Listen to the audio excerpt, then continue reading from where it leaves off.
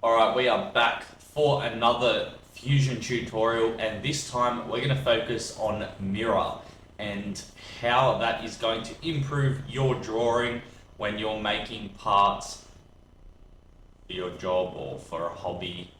But it is quite a powerful tool and it's not as simple as it does sound. So let's start off with importing a canvas like we did on one of the previous tutorials, but we're just going to do it a little bit different this time. So this has a potential to save you a lot of time. Now, we've gone ahead and imported the canvas. Now this is, it does get a fold here or here somewhere.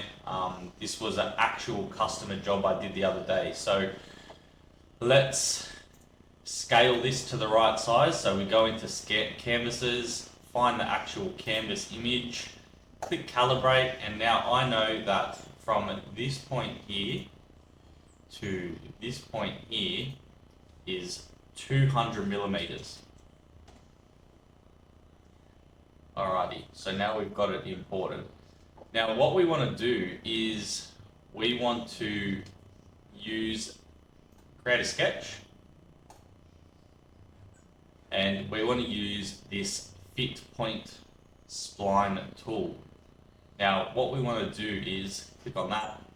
Now this does come up to a point here, so I'm just going to assume it's here. And this is a really good tool because you can just click around the edge of something that's kind of curved and done. Now see how down here it comes to a point and then it branches off back this way? It doesn't really work that good for what we want. See how it kind of comes down and will curve around? So we just want to double click on this point here and we want to start fresh because that gives us like a nice crisp corner. And same here, right on the edge, double click and then start again. You don't have to press any buttons between your double click. It'll still have the tool selected. Now we're down here into edges that are straight.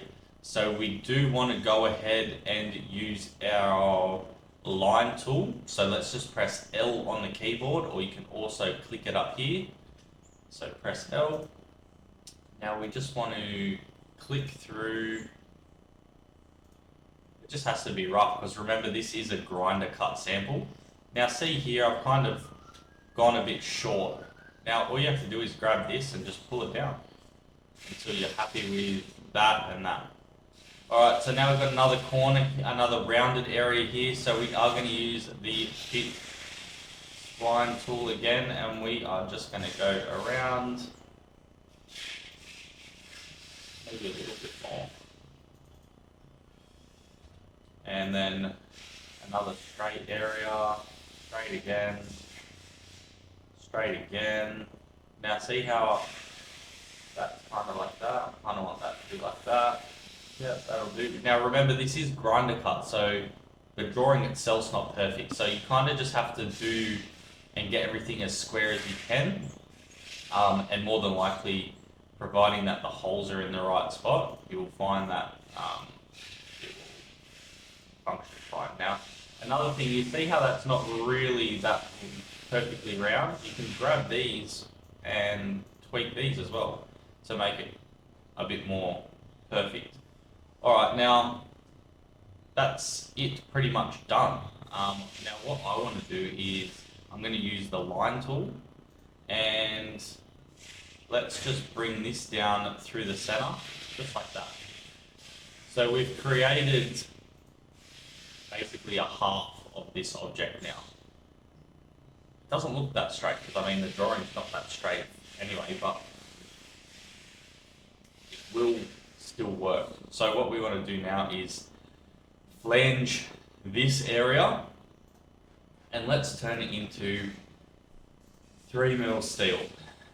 Alright, so let's just turn our canvas off and you can see now that we do have a half of our object. Now at this point in time, it's good to go ahead and use the fillet tool to round these edges off. So you can get that here, or you can also press F on your keyboard. So the bits that were rounded were this one, this one, this one, this one, oops, not that one, this one, and let's just make these bits a little bit nicer too. That one's good. Alright, so everything else is good. Let's just put a 3mm fillet on it. Now that just rounded everything off nicely. And let's select it all. You can just click and drag the box over it. And let's click mirror over here. Now it's selected as faces. I have found that this to be an issue because we want the mirror plane, which is the area that it will mirror off, to be here. So see how it's actually not letting me select it when it's on faces? The way to fix that is you just click bodies. Now you have to reselect the object again. So this is our object and this is the plane. So if you click here, see how it's giving you a preview about what it's going to do. Now we want it to join, but if you didn't want it to join, you could also click new body over here. So let's just make it join and press OK. So there we go. Now we have a exact symmetrical version of that tool. Now there were some holes involved, so let's just get the canvas back up. You can see the holes there perfectly. Now what we want to do is we want to make sure that these holes are, see how that's snapping to the exact center line? We want to make sure these holes are on the center line because in the actual drawing they're not. Now these are to just screw to a wall or something, so a 5mm hole is probably more than enough for a tech screw to go into.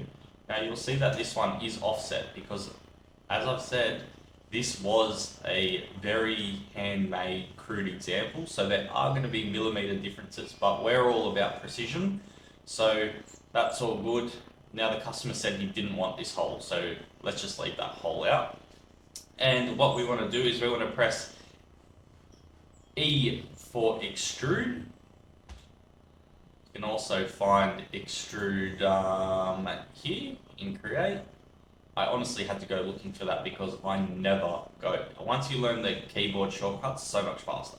So this is where extrude is if you didn't want to press the keyboard, but I'd highly recommend getting used to using the keyboard because it makes everything 100 times faster. Now we've pressed extrude and we've clicked the little spaces that we want to get done, and let's just minus it by 5. Minusing it by 5, obviously material thickness is 3mm, and that's job done. Click that off, and there you go. That's how to use mirror. Now if we didn't use mirror, you would be doing that for hours to make that example symmetrical. So for example, that could be used if you had a cardboard template that you'd made on a vehicle or a project and you knew it was a symmetrical part, but the only part that you had and made in cardboard wasn't fully symmetrical. So that's a really good way to make a symmetrical part when you only have something rough. Now, for example, if I wanted to go and get that piece cut, laser cut, I would head to lasercorp.com.au. They are an Australian-based online laser cutting service who will instant quote your laser cut parts and in most cases cut them within 48 hours and express ship them to your door. And the best part is there is no minimum order quantity. Obviously, the more you order, the cheaper it gets, but for people that do only want to get a prototype or do only want to get a couple of bits, this is the perfect way because a lot of bigger laser cutting shops will not service your needs. So head over to lasercorp.com.au, upload some files, get some prices, make some orders, and making and using laser cut parts at home has never been easier. So this is one of the laser cutting Fusion 360 mirror example tutorials, and that is enough for now. Hope you've got some value from this. If you do have something that you're struggling with in Fusion 360 and the Sheetmetal part, make sure you drop a comment below and make sure you subscribe because I am here to make you a shitload better on Fusion 360. So have a good one. Make sure you like, comment, subscribe. See you on the next video.